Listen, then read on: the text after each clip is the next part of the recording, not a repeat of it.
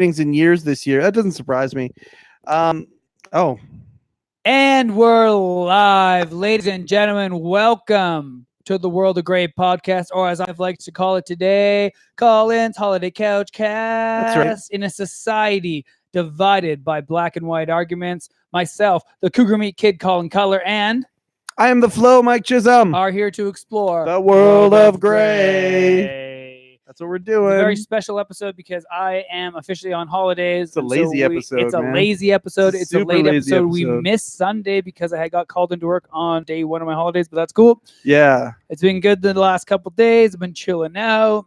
And yeah, my friend Mike Chisholm decided to come over. I did make a video for World of Grey earlier. If you haven't seen that, go onto our YouTube channel, World of Grey. It's about the Dunning-Kruger effect. I like the Go check it Dunning-Kruger out. effect. It affects me. It affects a lot of us. Yeah. Most of us. Yeah, it's totally me. I judge all 5 of you that are still here. I tried to go live earlier while Colin was on the phone with his dad. I tried to do it covertly, but he was too clever for me. We were talking about communication, how people don't answer their phones enough, and then my dad called, and I was like, "Well, I have to answer now." Rizzo's on. Rizzo's love watching. talking to my Holy dad.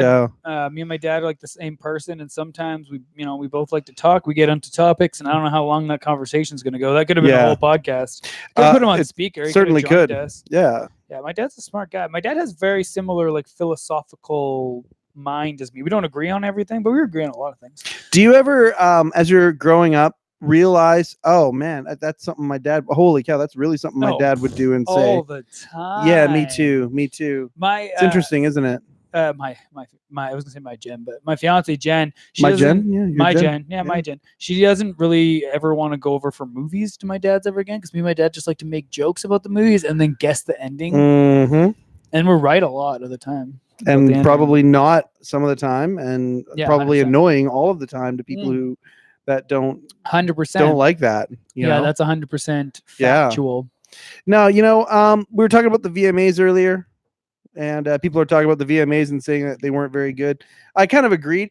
It was one of those things where this is the part about becoming an old man, and this is where we're going to get into the communication thing. But I used to love the VMAs, and I used to kind of use that as sort of the measuring stick for cultural significant things and whatnot. Interesting. But Metallica used to be on the VMAs, and this year here, I recognized very few of the artists other than the tribute stuff, and it was just one of those things where it's like, okay, who's that one, and who's this award going to, and who's this person, and that's me becoming an old man. But it's also, I don't know if they're tailor making it for a different audience than they used to. I'm not sure exactly. Maybe it doesn't even have the cultural significance that it used to have. But I just I wasn't impressed with the VMAs this year. It didn't move me. Too much lip syncing. The ironic part, it does not determine our fucking. Oh, hold on.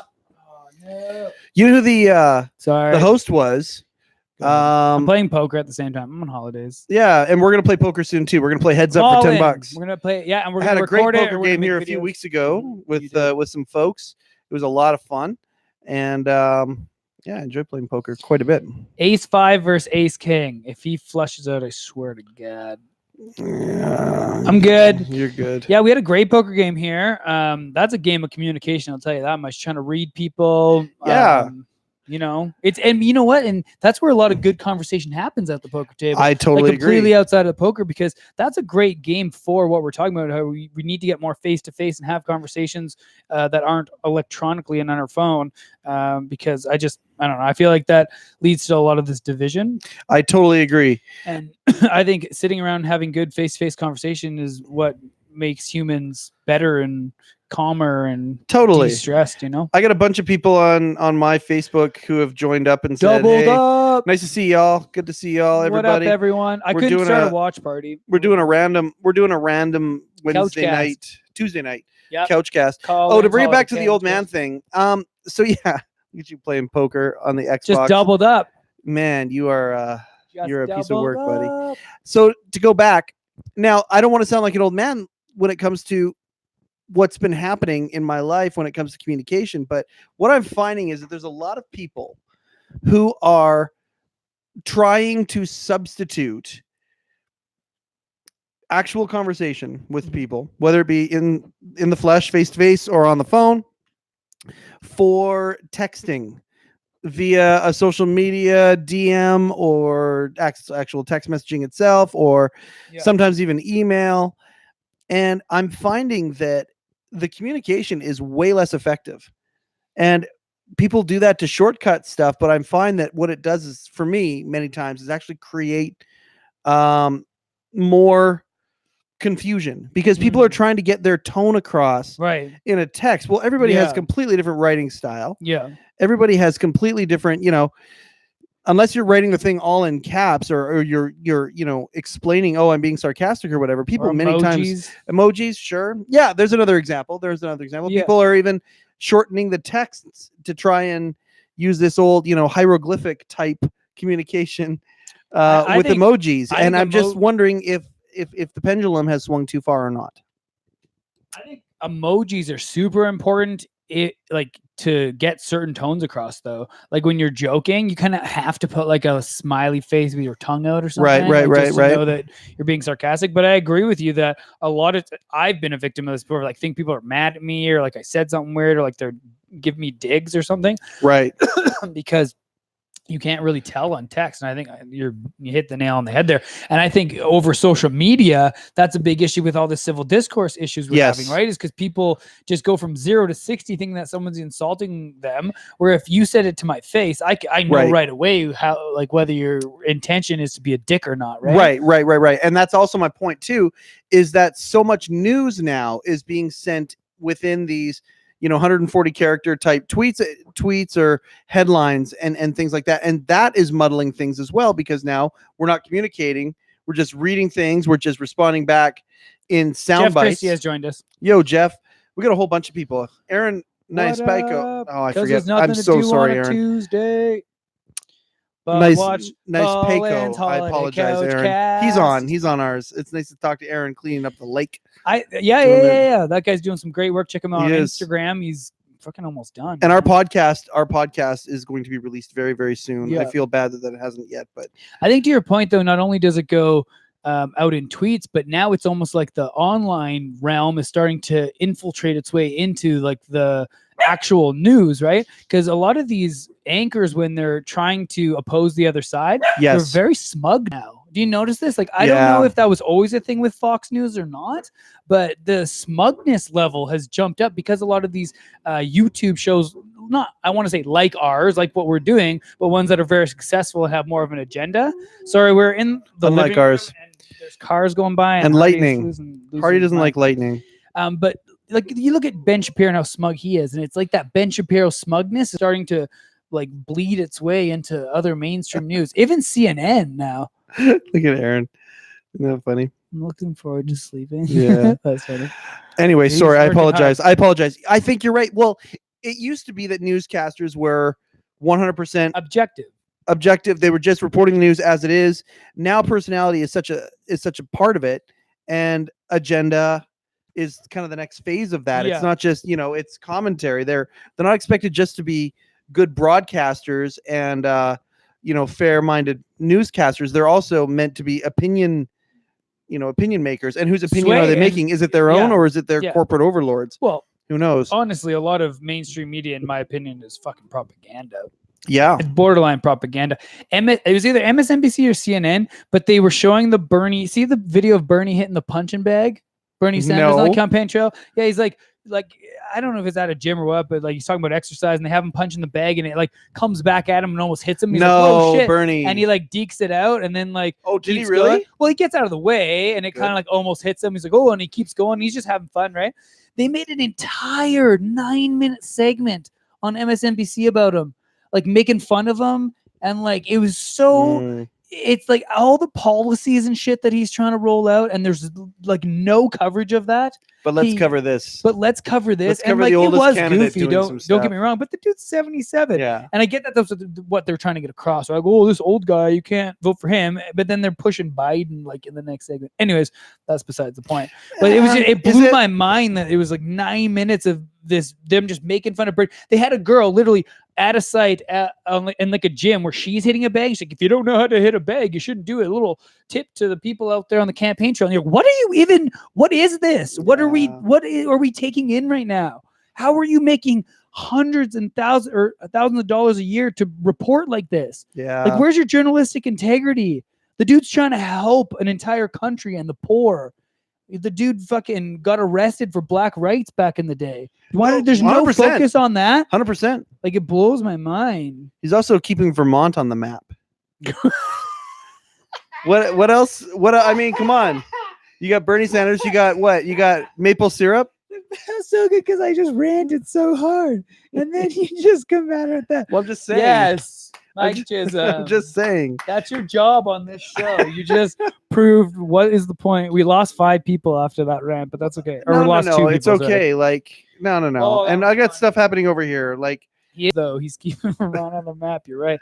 No, but it's like, you know, the way media communicates to us and the way we communicate with each other, it is Yes. starting to slowly blend together into this weird time. yeah, where it's just an us versus them at all times. Yeah. And we're And that's just such a sad thing because there is Yeah. so much good stuff going on out there. And I wish that we had the fervor of throwing out what good things are happening and publicizing that and championing that let's as do we that. did against. Okay, Let's start doing that. Let's I'm- talk about some good things. I'm down with that. If you look at my Facebook feed, if those of you who are my Facebook friends take a look at that, you'll see that there's a Ace 10. ace suited. 10 ace 10 suited. Watch this thing Keep get going. cracked like an egg. I think I'm still in the lead. Yeah, you're probably in the lead. We're gonna go heads up soon, and we might get it on video. But I mean, We I will. just at the end of the day, my Facebook is one where it's 100% positive, as much they all as humanly possible. That's because of your ace 10 dominance. And I wish, you know, and actually, to be perfectly frank, those are the people that I'm kind of spending time with, which is interesting because that's creating those algorithms that we always talk about. Those, you know, like I've got really positive stuff that keeps coming into my Facebook now. And it's kind of nice. I got to say it's kind of nice, but I also understand that it's also putting me in a bubble because it's just showing me more of the things that I like, If you're going to be Frank, can I still be Colin? I suppose. Okay.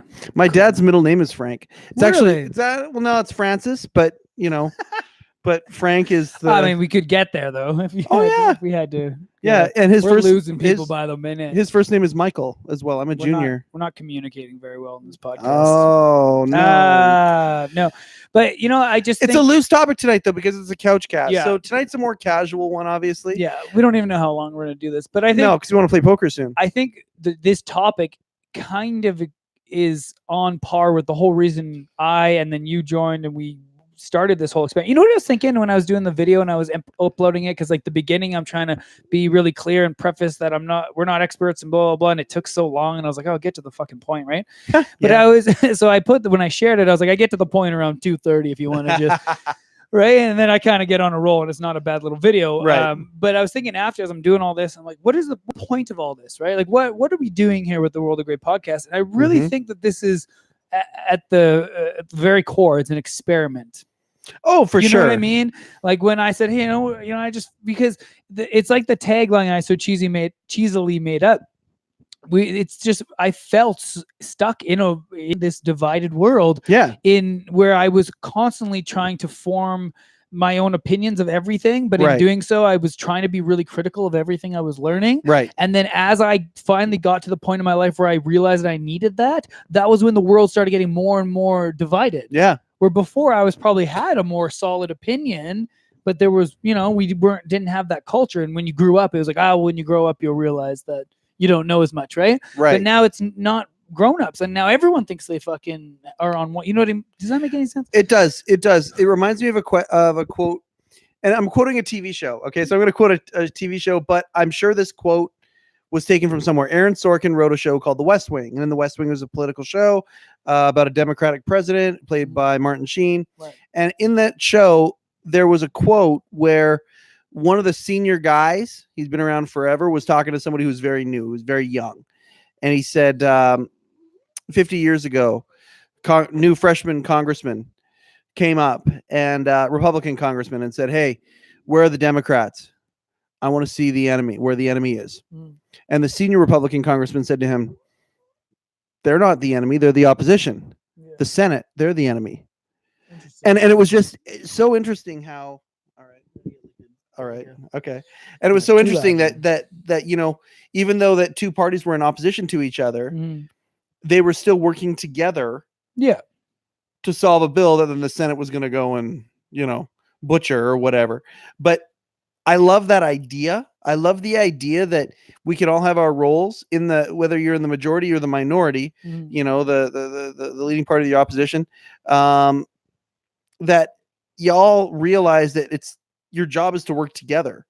And my God, do I wish that there was, we need a revolution where that happens again, a revolution where we can stay in a democracy, but at the end of the day, to these groups that oppose each other, their entire mandate is to work together, is to come up with compromise. Their entire mandate is to make it so we the people are represented properly and people get along. But instead, the gridlock and the infighting and all that, man, I hope they've come to close to a time of that, so it breaks down. There's a yoga paradigm that talks about how some of the greatest things in our lives come from surrender, right? Relaxation, letting go of the ego.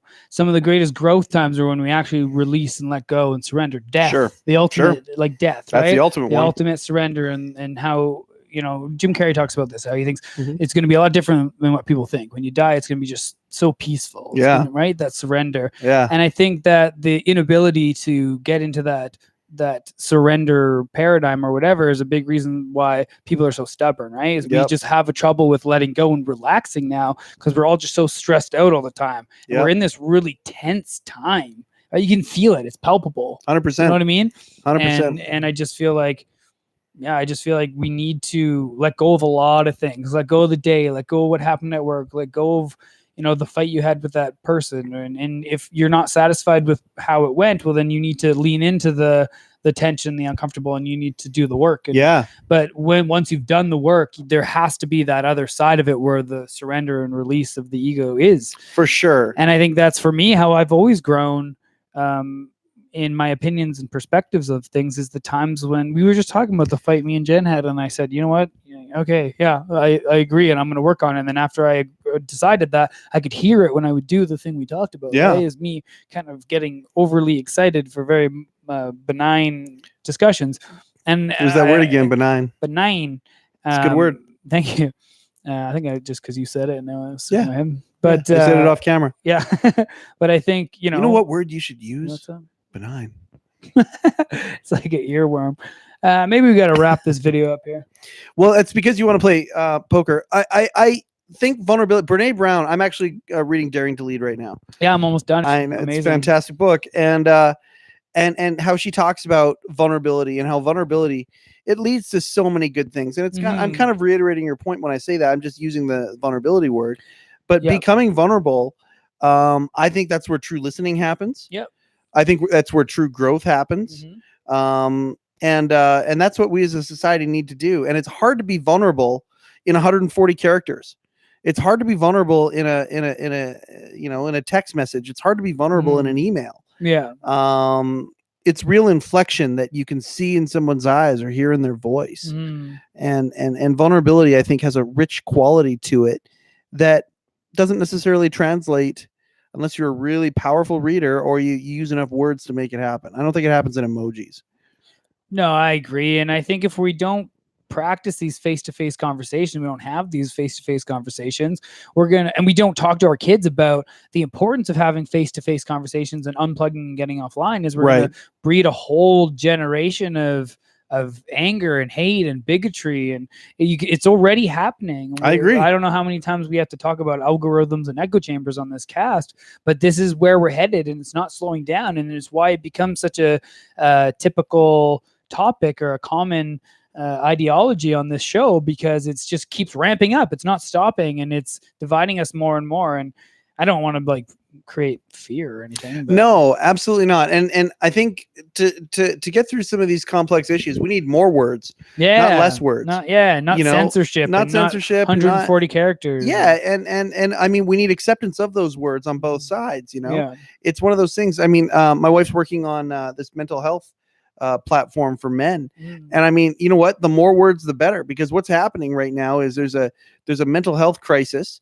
that's been going on, and a big part of that is because people are clamming up and they're not able to talk about some of these things. They're not there's a lot of fear going on, and that fear, once you put it inside and you don't do anything to let it out of you, Yeah. it just crystallizes and it becomes way of life. It becomes mandate. It becomes mindset. All these things, you know. I think any emotion that you bottle up for too long. I was like that for years and years, and I'm still, to a degree, it's a habit I'm trying to break. But holding in how you feel about something, you're trying to ignore certain negative feelings. That's the worst thing you can do. Yeah. You need to communicate it, and I really applaud the work you and your wife are doing with this He Changed It app. And I think a big part of It's mostly her and her partner, Well, Shannon, and they've got a couple of you're people very coming on board. humble, but you're very supportive, and I mean, I support it. it's, you know, you're a partnership, and what Yeah. you do together, right? But I think that work is important because a lot of it is about conversations, about finding Yeah. a group. It's about finding a positive tribe, someone that's going to Yep. help you.